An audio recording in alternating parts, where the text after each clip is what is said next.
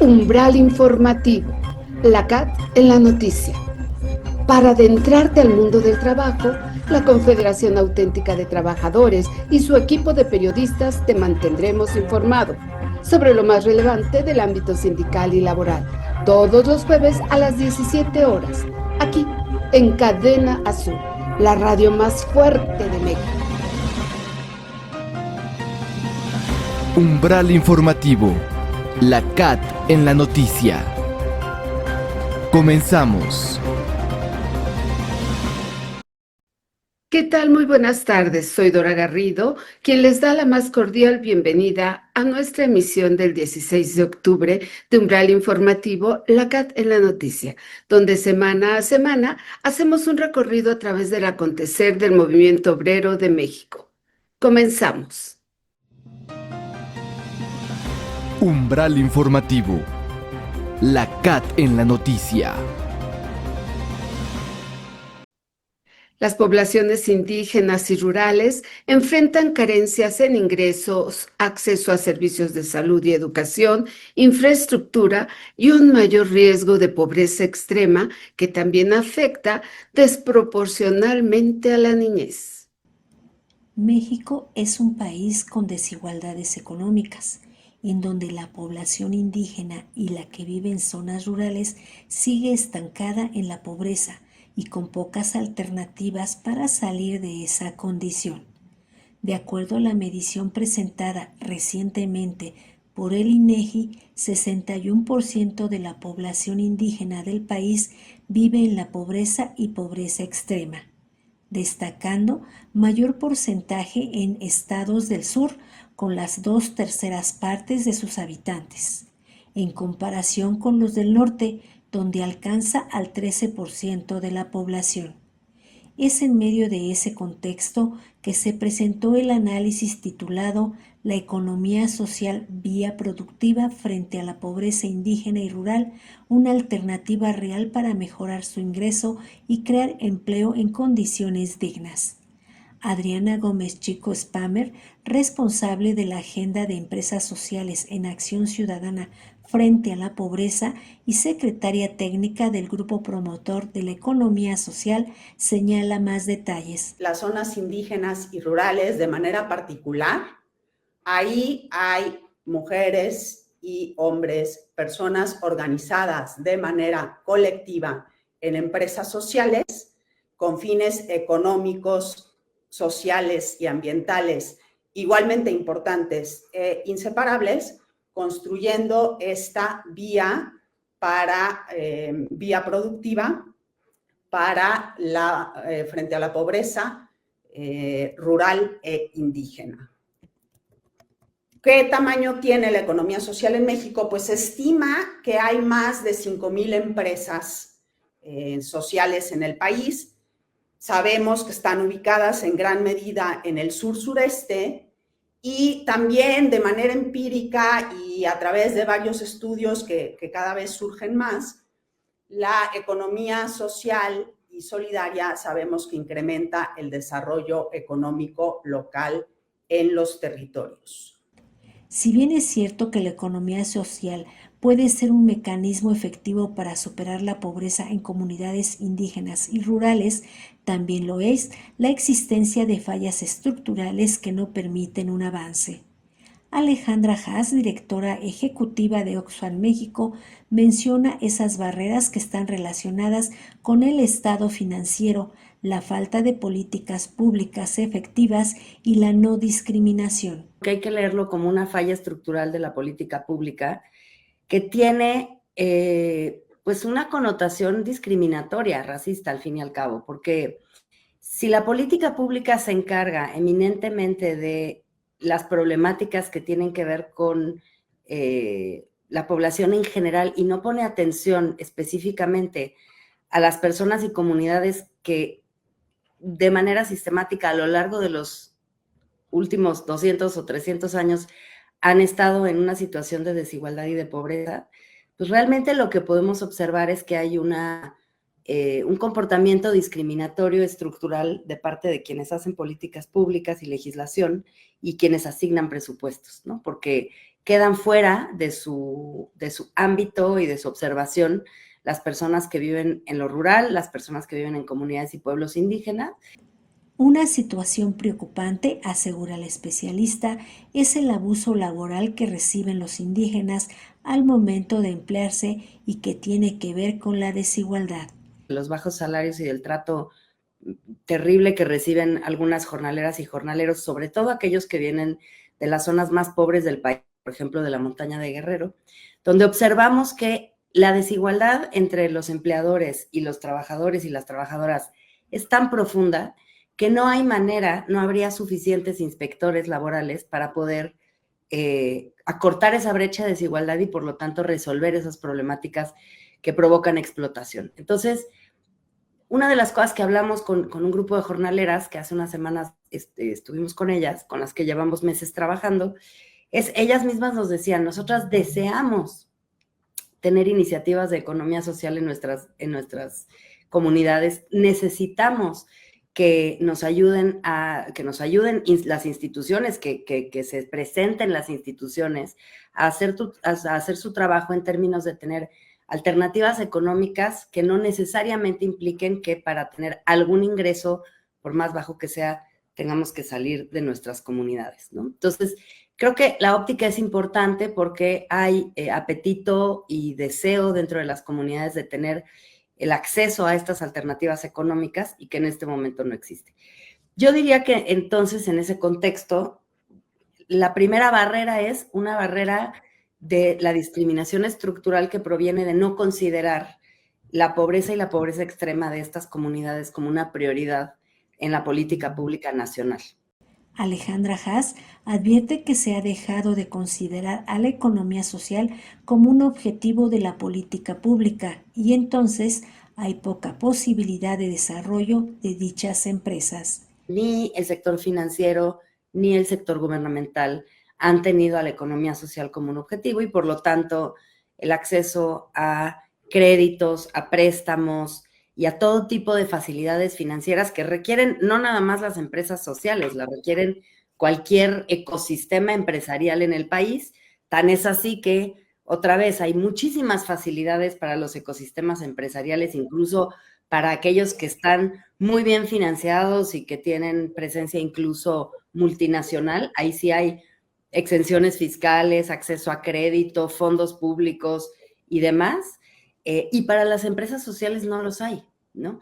Entonces, lo que vemos es un sector que está en una enorme fragilidad, pero la enorme fragilidad no proviene de la incapacidad del sector para constituirse como un sector que, como dices, en otros países contribuye hasta 10 puntos porcentuales del PIB, sino más bien una falta de un ecosistema legal, financiero, administrativo, que propicie el crecimiento y el desarrollo del sector. En su intervención, Alberto Irazábal, director del Centro Internacional de Investigación de Economía Social y Solidaria del CIES de la Universidad Iberoamericana, manifiesta que en esos territorios existe una contradicción. La gran contradicción es que es justamente en estos territorios de mayor pobreza que habitan los pueblos indígenas, es donde tenemos también gran parte de la biodiversidad del país. Entonces, están los pueblos indígenas custodiando la biodiversidad del país en condiciones desfavorables, ¿no? Ya mencionaba algunas Alexandra, ¿no?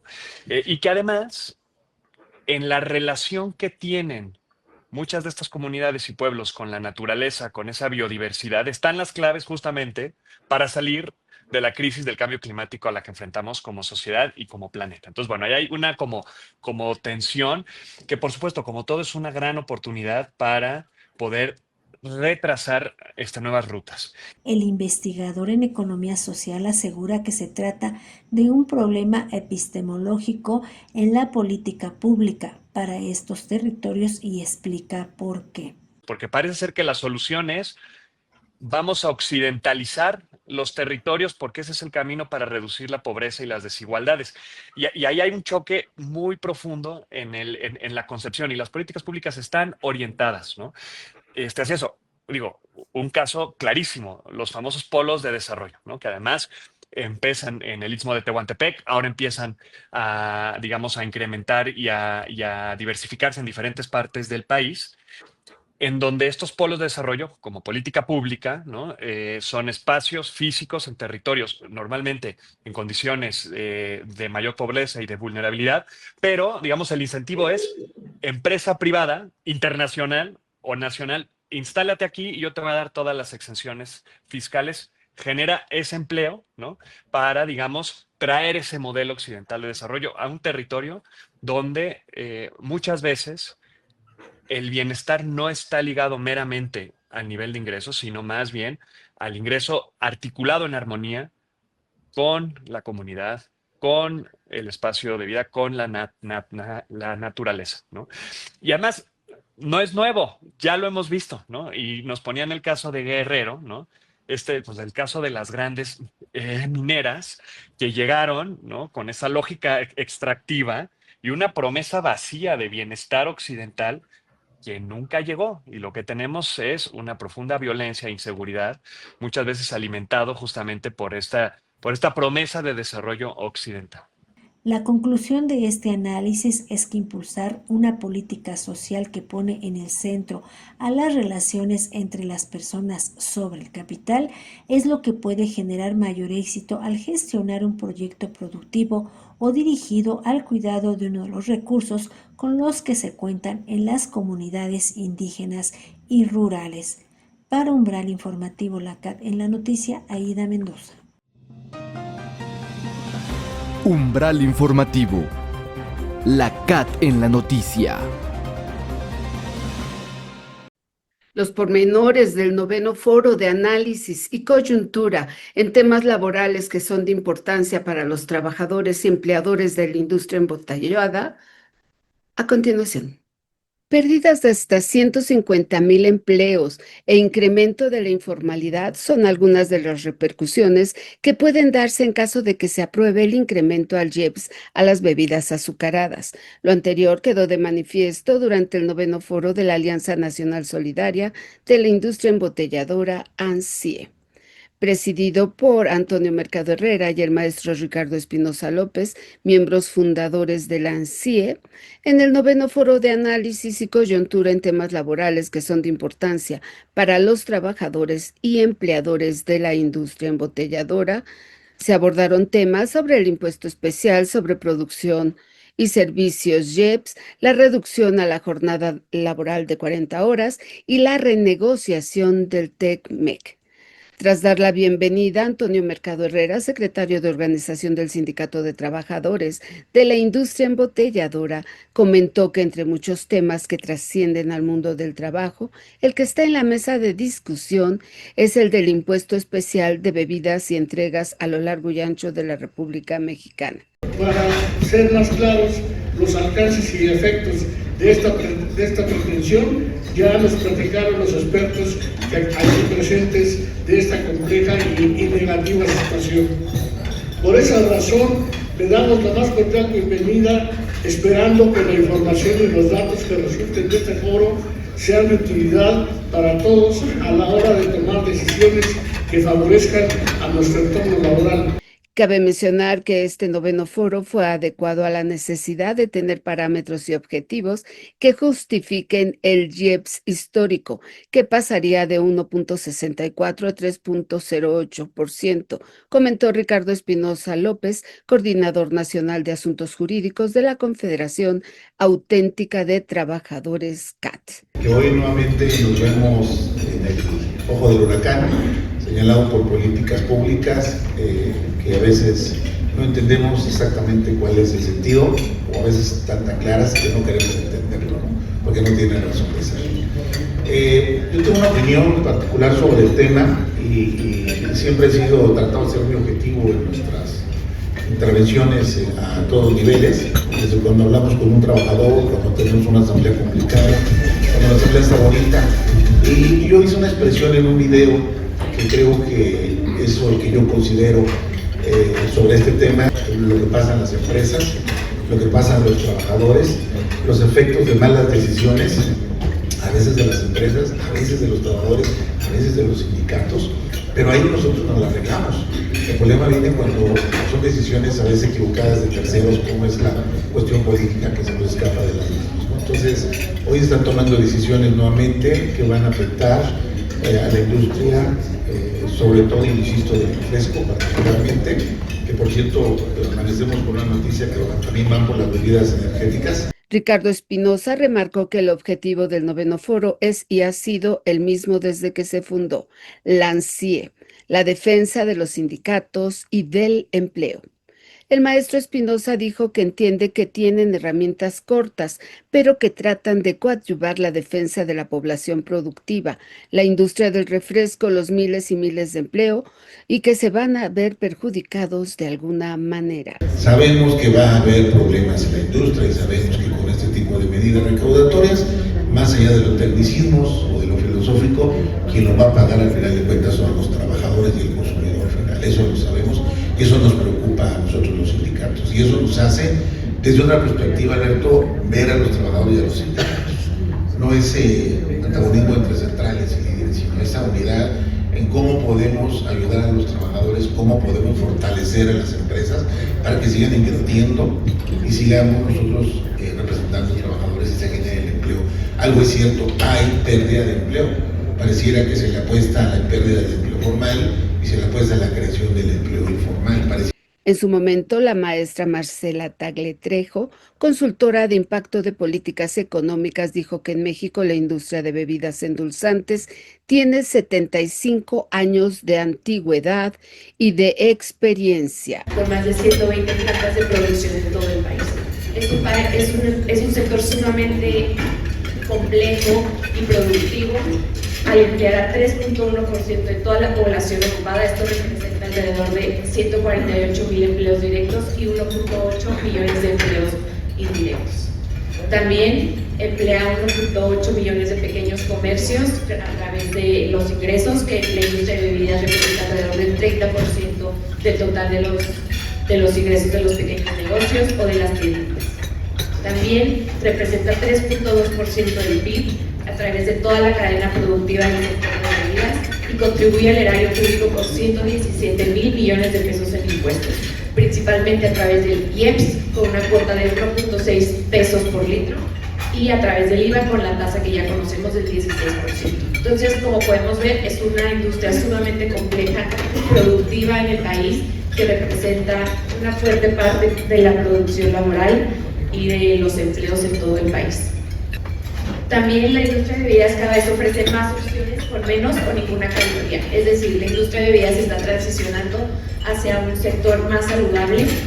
El portafolio que se tenía hace 10 años es 28% menos calórico de lo que se tiene actualmente.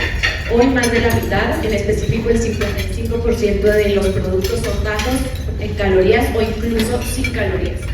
Para esto se han logrado reformular más de 200 productos para poder cumplir con una meta a 2030 en el que se espera que el 75% de las bebidas que se ofrezcan sean bajas o sin calorías, es decir, 3 de cada 4 productos serían bajos en calorías o incluso sin calorías. Entonces, con esto podemos ver cómo la industria se ha estado transicionando hacia alternativas más saludables y poder cumplir con objetivos y los nuevos hábitos de consumo en el que se espera mejorar las condiciones de salud en el país. Pero la pregunta es si el gobierno y los objetivos del IEPS también están cumpliendo con esta meta en términos de salud. Como podemos ver, dijo Marcela Tagle, es una industria sumamente compleja que representa una fuerte parte de la producción laboral y de empleos de todo el país. Entonces, bueno, ¿qué implica subir ese 1.4 pesos adicionales que plantea la Secretaría de Hacienda? Pues esto sería adelantar la recaudación 15 años. ¿A qué me refiero con esto? Actualmente, la ley del IEPS plantea que el IEPS a bebidas saborizadas se ajuste anualmente conforme la inflación. Entonces, este año tendríamos una cuota de 1.6 y el siguiente año, ajustándolo con inflación, sería una cuota de 1.7. Para alcanzar la cuota de 3.1 pesos por litro que plantea la Secretaría de Hacienda, sería estimado hasta 2041. Entonces, lo que plantea la Secretaría de Hacienda es incrementar esta cuota y adelantarla a 15 años, lo que ocasionaría un incremento en precios de alrededor del 15%. Este incremento del 15% es casi 4 veces la inflación que tenemos actualmente. Entonces, otra vez nos preguntamos qué podríamos esperar de este incremento en la cuota y en los precios. Pues podríamos esperar que tienditas cerraran, alrededor de 42,000 tienditas. También que estas tengan una pérdida en empleos de ventas de 6.5%. Una reducción en la compra de azúcar, que esto afectaría al sector azucarero también, así como al sector agrícola. Una reducción en la inversión en las utilidades y también menor recaudación de ISR y PTU por parte de la Secretaría de Hacienda a través de la pérdida de los empleos que se podrían tener derivado de esta iniciativa. En el mismo tenor, el contador público Rolando Silva Briceño resaltó que el incremento al IEPS disminuye el salario de los trabajadores. Estoy haciendo algo opuesto. Estoy decrementando la cantidad de dinero que al final del día el trabajador se lleva a la bolsa. El refresco no se consume en su mayoría en los altos estratos sociales. La gente compra refresco, es el número de... Es inversamente proporcional a la cantidad de dinero que se tiene. Las opciones son para personas que tienen un poder adquisitivo mayor. Quien consume refresco lo va a seguir consumiendo. Quien tiene la costumbre de tomar, de tener, ¿no?, en el centro de la mesa, a la hora de la comida, una botella de refresco, su familiar se llamaba, antes no se tuvo que modificar, ¿verdad?, lo va a seguir haciendo.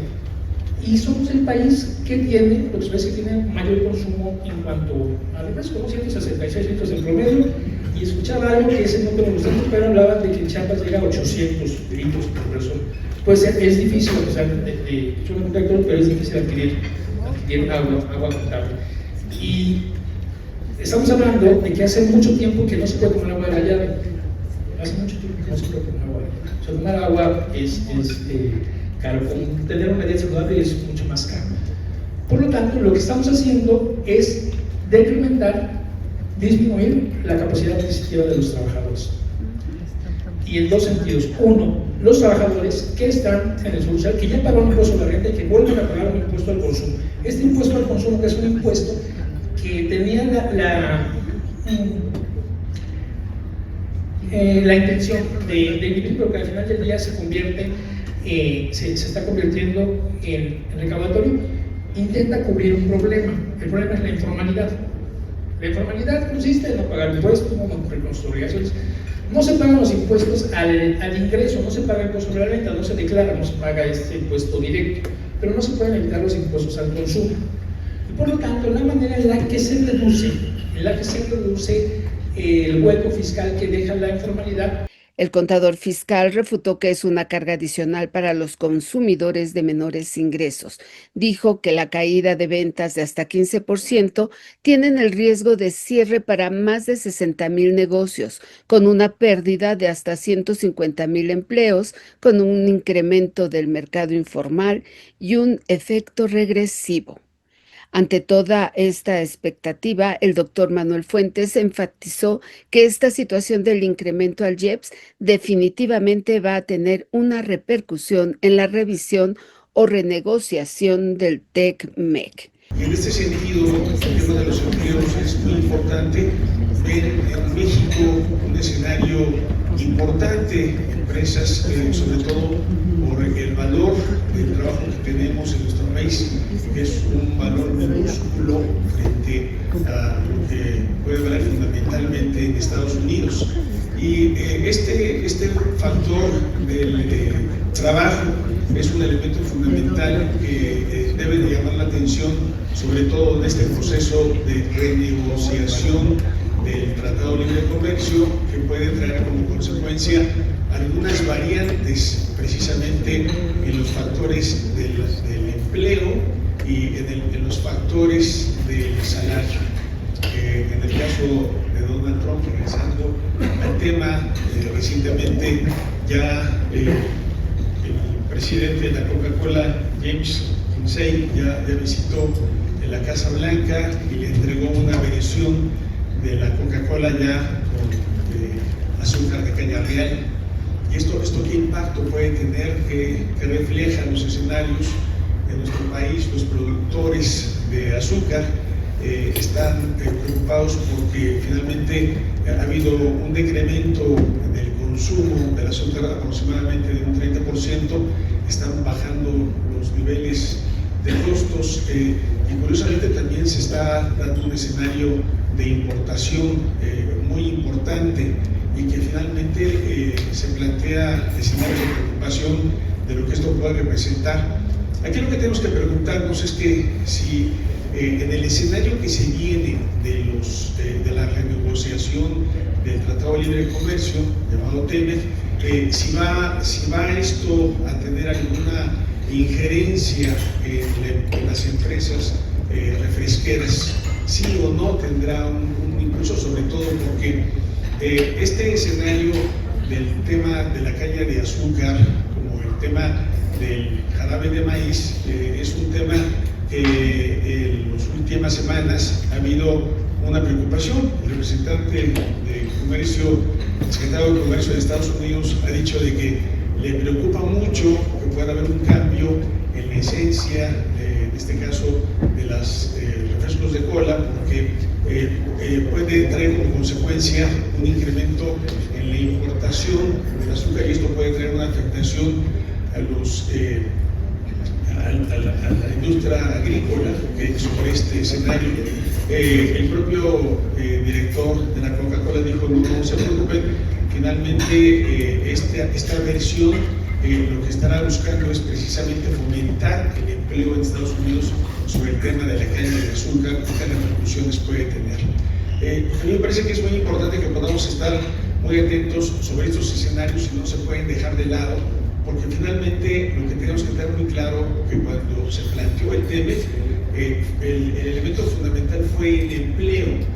El doctor Fuentes recomendó que hay que estar muy atentos porque es posible que en las negociaciones de TLC el jarabe de maíz sea mucho más barato y pueden estar jugando un factor en cuanto al costo.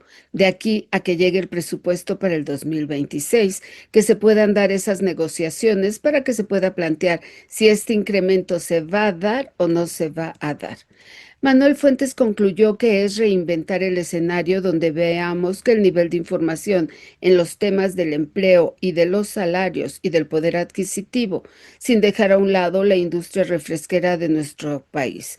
Por lo que dijo, hay que bajar la información a todos los trabajadores y en todo caso, planear un escenario a nivel nacional e internacional y reinventar los escenarios para que la industria refresquera pueda estar en las mejores condiciones, porque se juega lo que es empleo y salarios. En su momento, el maestro Jorge Antonio Loyo Pérez habló sobre la situación de la reducción de la semana laboral a 40 horas.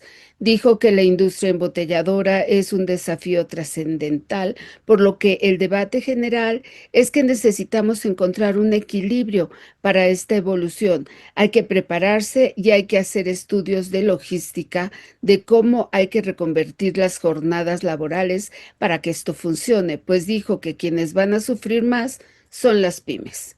El abogado Loyo Pérez acotó que es imperativo social dentro de la Agenda 2030, pues hay un potencial para transformar. Hay que estar conscientes que la reducción de la jornada tal cual va a reducir el riesgo de accidentes, va a reducir la fatiga crónica, va a reducir el estrés laboral y eso no es nuevo, mejorará la salud. Jorge Loyo resaltó que está demostrado científicamente que aplicar la semana laboral de 40 horas va a permitir un aumento de la productividad por hora, mayor eficiencia, mayor concentración, mayor calidad en el trabajo, además de una equidad y conciliación para mejorar la unión familiar. Ante toda esta información, el vicepresidente del Congreso del Trabajo, maestro Alberto Juárez Bautista, resaltó la labor que realiza la Alianza Nacional Solidaria de la Industria Embotelladora, compartiendo información que beneficia a los trabajadores, como en este caso el incremento a los IEPS, ya que señaló que tal vez el refresco debería de estar incluido en la canasta básica por la importancia que tiene en cada uno de los hogares mexicanos. El también integrante de Conlabor resaltó la importancia que tiene defender esta industria, ya que dijo es una parte fundamental de la mano de obra mexicana. Se refirió al nombre de la alianza, resaltando que le llamaba mucho la atención porque aún conservan la palabra solidaridad. Me llama mucho el nombre de esta alianza solidaria, porque yo creo que lo que hemos ido perdiendo entre las personas trabajadoras, como ahora se denomina políticamente correcta, y entre las organizaciones sindicales es precisamente esta solidaridad de clase que hemos ido perdiendo entre las organizaciones sindicales. Entonces, cuando vemos estos foros en donde vemos tantos logotipos de organizaciones sindicales, la verdad es que nos alienta y nos da esperanza de poder seguir teniendo esta solidaridad entre las trabajadoras y los trabajadores. Agregó que, como muchos saben, las políticas públicas hablan sobre que se han perdido más de 30,000 registros patronales en el Seguro Social. La pregunta es, ¿cuántos de estos pertenecen a pequeñas tiendas que se han ido perdiendo, pero no pasó nada? Lo minimizan porque números reales nos dicen que el empleo ha ido creciendo, que el número de personas registradas ante el Seguro Social creció porque las grandes empresas siguen adecuándose a todos estos cambios, a todas estas reformas, y como decía Ricardo, no vamos a defender a las empresas, pero sí vamos a cuidar los centros de trabajo, porque es ahí donde están nuestras compañeras y nuestros compañeros trabajando, que además los que tenemos el honor de tener una representación sindical, sabemos que el gran empleador de nuestro país es la micro y la pequeña empresa. Ahí es donde están la mayoría de las trabajadoras y los trabajadores. Sabemos que las grandes empresas pues pueden ir adecuándose, meter un cuarto turno. Hablábamos, el maestro Loyo decía de cuántas eran las formas de la jornada laboral. Bueno, la gran empresa seguramente va a tener la oportunidad de acoplarse a todos estos cambios y todas estas reformas, pero ¿qué está pasando con la micro y la pequeña empresa? Con este registro patronal que tenía 1, 2, 3, 5 trabajadores. Ahí es donde está padeciendo la gente, porque este pequeño empresario que apuesta todo su recurso, muchas veces el patrimonio de toda una vida, para abrir una pequeña miscelánea, una tienda de abarrotes, un pequeño negocio de surtir alimentos y refrescos en las colonias, lo más agradable, que además es donde se puede comprar. Alberto Juárez Bautista comentó la importancia de la unión del movimiento obrero para accionar en beneficio de las y los trabajadores. Así que yo les agradezco, cuenten con labor en esta alianza solidaria. Queremos participar en estos foros, queremos solidarizarnos con ustedes, compañero Mercado, Jorge, con todos ustedes, que podamos ir a la acción, que si vamos a ir a las acciones, vayamos, cuenten con labor, cuenten con un amigo en mi persona. Les agradezco nuevamente y felicidades por este gran trabajo. La coincidencia de los participantes del 9º Foro de la ANSIE coincidieron en señalar que las bebidas azucaradas forman parte de la cultura de consumo en México, tanto en su forma tradicional como industrializada. Umbral informativo, la CAT en la noticia. Hablemos de... Mantener vivo el sabor del pan tradicional hidalguense es la pasión de Glaen González. Escuchemos.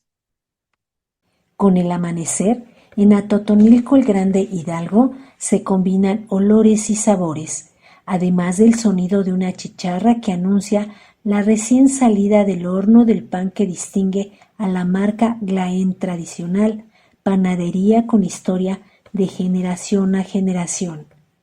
Glaen González Ibarra es el dueño de la panadería donde se elabora pan gigante con una receta exclusiva de la familia González, presente desde hace más de 100 años. Glaen habla ante Umbral Informativo, la CAT en la noticia, sobre su pan y lo que lo hace único. Ahí en Atotonilco Grande la tradición es hacer el pan gigante. Entonces traemos una muestra aquí a la ciudad del pan que se elabora allá. Nosotros tenemos una panadería que la conocen como la panadería del timbre. Cada que suena el timbre está saliendo pan caliente. Entonces la gente acude en ese momento. Estamos en el mero centro de Atotonilco Grande. Tenemos variedades de pan de pulque, cocoles de queso, de cajeta, camarón de piña con nuez, queso con zarzamora, tortugas de miel, ahorita ya el pan de muerto.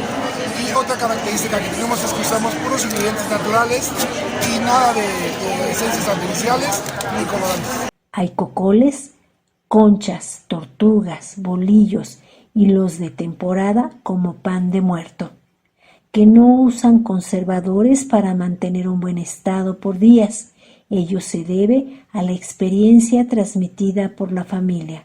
Glaén es la cuarta generación de los panaderos del apellido González. Este pan, por ejemplo, el pan de muerto que estamos haciendo te dura 2 semanas. Aquí es con la limpieza que se elabora. Son materias primas de primera calidad. Entonces no necesitas un conservador. Además, pues el pan de temporada es para pocos días, ¿no? De nada sirve hacer pan para 3 meses y que lo voy a comer en 5 o 6 días. Glaén González Ibarra menciona el perfil de los trabajadores que colaboran con él para hacer llegar pan de calidad y buen sabor a los consumidores.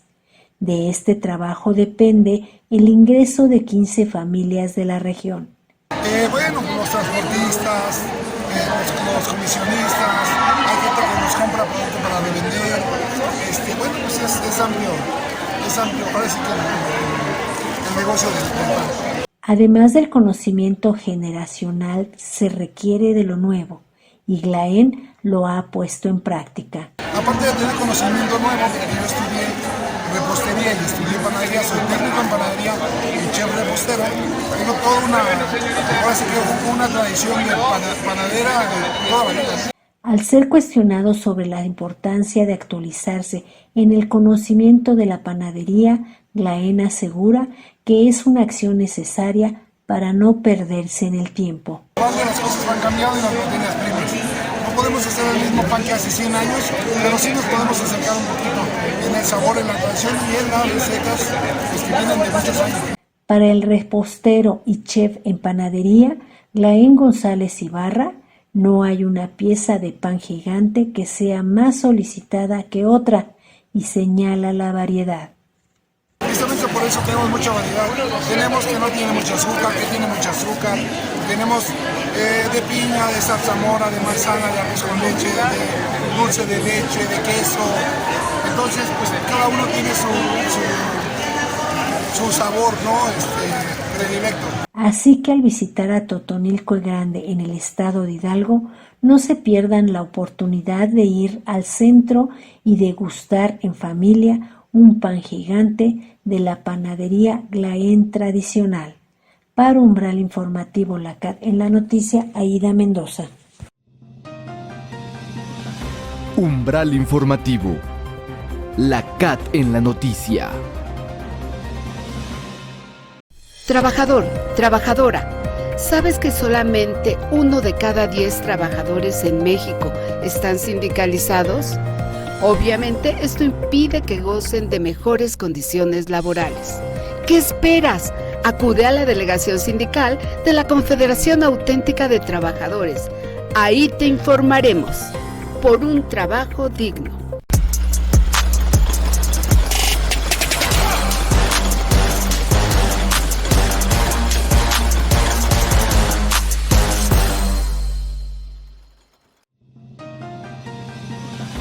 Umbral Informativo La CAT en la noticia. El cambio climático afecta a las empresas de múltiples maneras, incluyendo el aumento de costos operativos por daños en la infraestructura o escasez de recursos, la interrupción de cadenas de suministro, la disminución de la productividad debido a condiciones laborales extremas y los riesgos para la salud de los empleados. Hoy en día, empresas mexicanas enfrentan mayores riesgos a causa del cambio climático, y aunque no es un problema privativo de nuestro país, ello se manifiesta en eventos extremos como sequías, inundaciones y olas de calor, afectando la producción, la cadena de suministro y la infraestructura.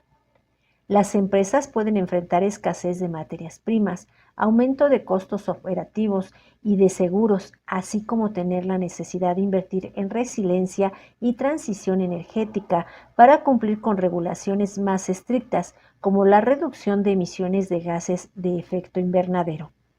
Es en medio de este contexto que se llevan a cabo reuniones con representantes del ámbito mundial, cuyo propósito es generar condiciones responsables con la salud del planeta y la economía de los pueblos originarios, razón de ser del Foro Internacional de Desarrollo Sustentable 2025, Diálogos por un Comercio y un Turismo Transformador.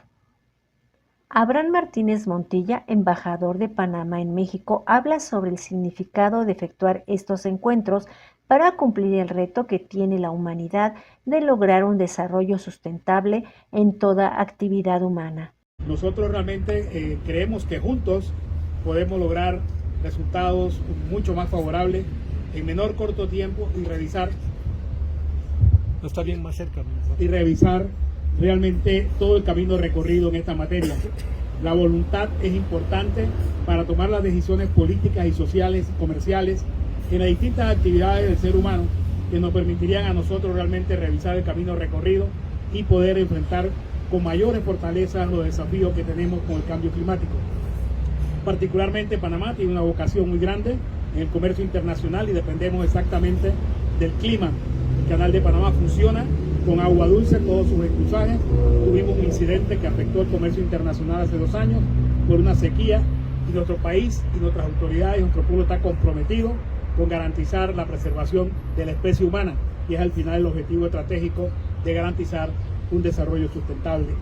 El foro se realizó en Morelia, Michoacán. El doctor Omar Agustín Guadarrama Cedillo, presidente de la Fundación de Desarrollo Sustentable y Cambio Climático Asociación Civil, se refirió al propósito de dicho encuentro. En el contexto global del mercado, las transformaciones profundas de los modelos económicos, ambientales y sociales que están sucediendo, ¿verdad? No solo aquí en México, sino en todo el mundo, pues resulta urgente de repensar el papel del comercio y del turismo como motores de desarrollo sustentable. Hablamos del turismo comunitario, ¿verdad? El que llega a la gente y que nos proporcione, ¿verdad?, modos de vida sustentables, que la gente pueda trabajar y pueda tener una vida digna. Bueno, a nivel internacional también están habiendo estos efectos, por ejemplo, del cambio climático, la pérdida de la biodiversidad, el crecimiento demográfico, ¿verdad? Cada día en el mundo somos más personas y tenemos que ver, ¿verdad?, cómo lo vamos a afrontar esa sobrepoblación que está teniendo el mundo y que tenemos que al final del día un solo mundo y que lo tenemos que compartir, ¿verdad?, con muchos seres vivos. También tenemos que tratar las desigualdades sociales, los impactos de la pospandemia, pues han evidenciado, ¿verdad?, todo esto, la necesidad de construir economías más resilientes, inclusivas y sostenibles. Bueno, en México se han impulsado políticas de bienestar, transición energética, impulso de economía social y solidaria, así como proyectos prioritarios para el desarrollo regional. Y bueno, estas transformaciones requieren de espacios de diálogo que permitan alinear las agendas locales con compromisos internacionales como la Agenda 2030, el Acuerdo de París y con los principios de comercio justo. Y bueno, aquí es donde tiene cabida el Foro Internacional de Desarrollo Sustentable, pues para presentarse, ¿verdad?, como una plataforma estratégica para generar sinergias entre especialistas, tomadores de decisiones, comunidades locales, academia y sector privado. Y su propósito es construir propuestas viables y contextualizadas que promuevan el comercio y el turismo como catalizador del desarrollo económico incluyente. Juan Manuel Valenzuela Villegas, presidente de la Coordinación de Organizaciones de la Sociedad Civil, calificó la celebración de dicho foro como una gran alianza en pro del medio ambiente al lado del Grupo de América Latina y el Caribe, GRULAC. La idea es que esta gran alianza que se ha hecho hoy con el GRULAC permita realmente un intercambio en todos los sentidos, pero también las oportunidades que requerimos mutuamente entre los países hermanos y el estado de Michoacán. La presencia hoy de uno de los presidentes municipales de uno de los municipios más seguros de Michoacán, que es Guiramba, el licenciado Humberto García Domínguez, da muestra de ello.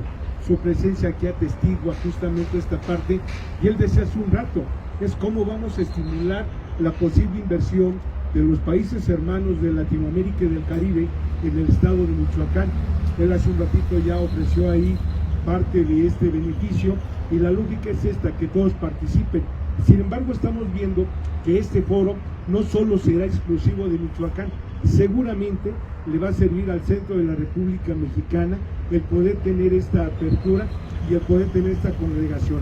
Algo muy importante que hemos destacado es lo que representa para nosotros el honor y el respaldo de que las y los embajadores del GRULAC nos hayan permitido que esta iniciativa se cristalice y que hoy sea un compromiso.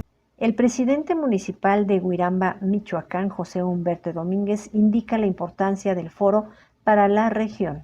Michoacán se está poniendo como el anfitrión, y Huiramba, Pátzcuaro y Morelia, que es un corredor turístico de más de 50 kilómetros, que permite ver el verdadero potencial artesanal, el verdadero potencial cultural y gastronómico que tiene no solamente Michoacán, sino México entero, porque Michoacán es la cara también de la cultura de México, su historia prehispánica, sus lagos, sus bosques y principalmente la calidez que caracteriza a la gente de Michoacán, pues creo que va a ser algo muy importante. El tema del agua, nuestro municipio es muy importante. ¿En qué aspecto? Tenemos nacimientos de agua que abastecen al lago de Pátzcuaro y al lago de Cuitzeo, que es el lago más grande de toda Latinoamérica. Nada más para que se den una idea de la importancia que tiene el municipio de Huiramba, que a pesar de que es un municipio pequeño, es un municipio posicionado estratégicamente, turísticamente y naturalmente para los ecosistemas del estado de Michoacán.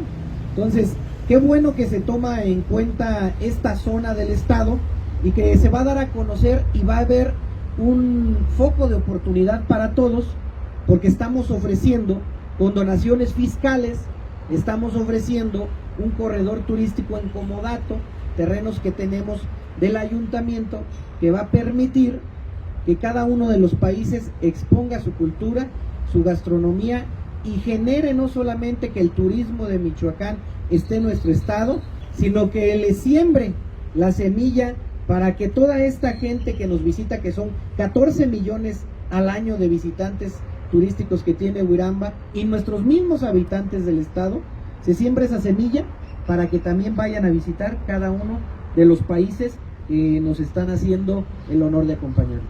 Al ser cuestionados sobre los efectos adversos a los mantos acuíferos por contaminación, a la desforestación agrícola y al descuido, el representante municipal de Huilamba aseguró que ello es un problema en general. Michoacán pues tiene problemas como todos los estados en el tema de los cultivos que se van expandiendo por la misma demanda que tenemos en el tema alimentario. La cuestión es que el gobernador Alfredo Ramírez Bedoya ha emprendido una campaña desde hace 2 años del rescate intensivo del lago de Pátzcuaro. Hoy el lago ha recuperado en tan solo 2 años, ha recuperado un 15% del nivel que se hizo. Este año se van a invertir más de 170 millones de pesos en la recuperación de este lago entre los municipios de Pátzcuaro, de Cinsunzan, de Quiroga y de Leongarícuaro, que están alrededor de la zona lacustre de tan importante lago. Igual la SEDATU, el gobierno federal, mediante el delegado Miguel Ángel, ha estado trabajando en el rescate del lago de Cuitzeo, por lo que representa, y lo dije hace rato, que es el lago más grande del estado de Michoacán, y que desgraciadamente hace unos años lo veíamos al menos del 50% de lo que era su aforo natural.